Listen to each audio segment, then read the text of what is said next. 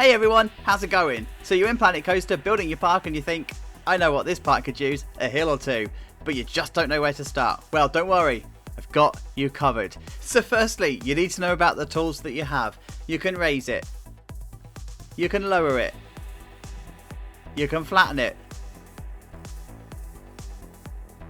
you can flatten to an angle, you can smooth,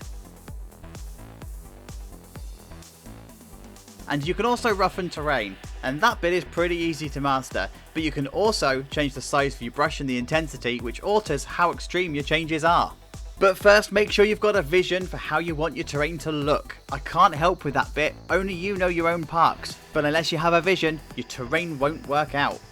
Next, you'll probably want to start with a flat bit of land. From here, you can start to raise your terrain to make hills, or lower it to make valleys. But to make realistic looking hills, you don't want your terrain change to be too extreme. So you can do this by staggering your hills a little bit like this.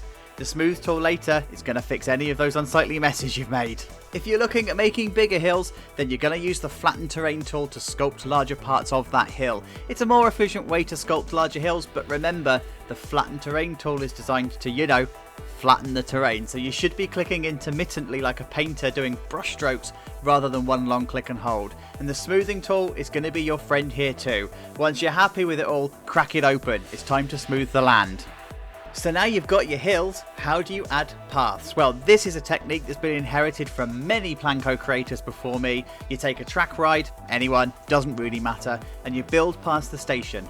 Angle your ride so it's no more extreme than around 6 degrees, and then place the track in that path that you want your path to be. Once you're happy with how windy and high your path is going, you're going to need to sculpt the land around it. Now make sure that that land is either just above or below the track, you choose which one, and it's at least 2 meters wider than the path you want to place. So for example, if you want to place a 10-meter path, you need 12 meters worth of clearance. Then finish this off by smoothing the land out and moving the track ride, but don't delete it yet. Place down your pathway.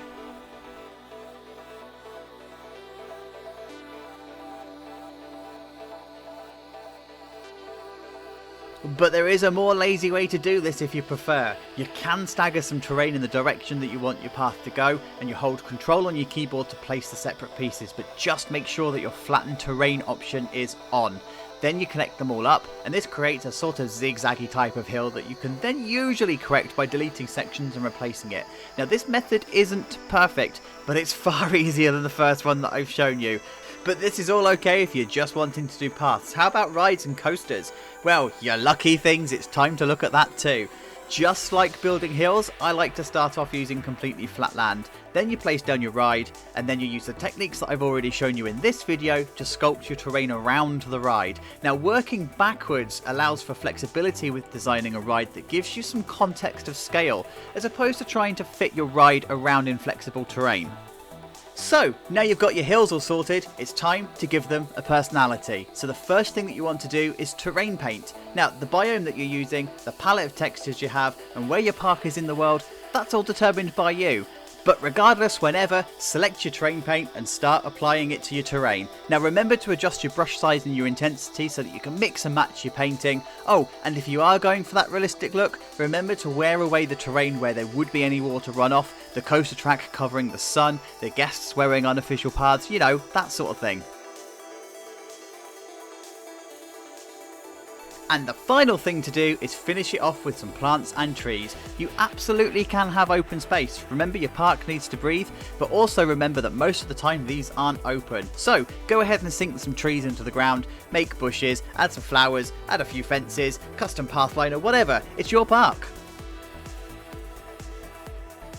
But before you go, there is one more secret sneaky trick to show you, and if you do want to roughen up your terrain to make it more cliff-like, then we do need to merge all of these tips together. So firstly, build your hill and then bring the brush size all the way down to 2 meters. Have an intensity of around 20% and then use the down tool to roughen the terrain. Remember, strokes, not long continuous clicks. And then you just need one of the rock terrain paints, and that finishes it off. And just like that, you're a pro at using terrain, and you can go and try it for yourself. Now go practice. No, really.